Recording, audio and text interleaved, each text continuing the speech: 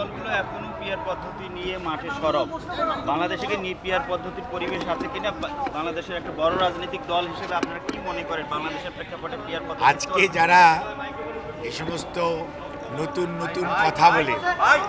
নির্বাচনকে, গণতন্ত্রকে প্রলম্বিত করার বাহানা খুঁজছেন, ওনারা খুঁজতেই পারেন, কিন্তু বাংলাদেশের মানুষ বিগত 54 বৎসর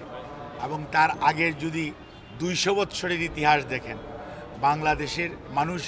সরাসরি ভোট দিয়ে অভ্যস্ত। বাংলাদেশের সংবিধান, নির্বাচন এবং সরাসরি ভোটের মাধ্যমে তার প্রতিনিধি নির্বাচিত হবে, সেটি বাংলাদেশের সংবিধানে লিখিত আছে, সেটি বাংলাদেশের মানুষ বিশ্বাস করে। নতুন পদ্ধতির কথা যারা বলছেন তারা ওনাদের নির্বাচনী ম্যানিফেস্টোতে সেটি দিতে পারেন, যদি ওনারা আগামী দিনে জনগণের ম্যান্ডেট নিয়ে জনগণ যদি তাদেরকে দায়িত্ব দেয়, তখন ওনারা ওনাদের নির্বাচনী ম্যানিফেস্টো হিসাবে সেইগুলো বাস্তবায়ন করার উদ্যোগ গ্রহণ করতে পারে। কিন্তু ওনারা যারা বলছেন তাদের যদি পিছনের দিকে আপনি তাকিয়ে দেখেন, ওনাদের বিগত 50 বৎসরের অথবা 60 বৎসরের ইতিহাস যদি দেখেন, ওনারা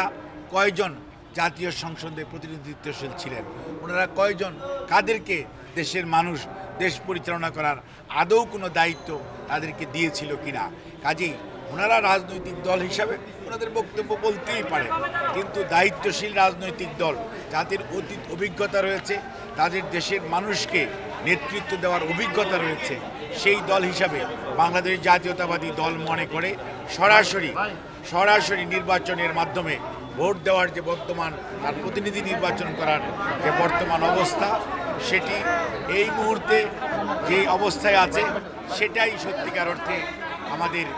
মেনে চলতে হবে। কোনো অবস্থাতেই আমরা বাংলাদেশ জাতীয়তাবাদী দল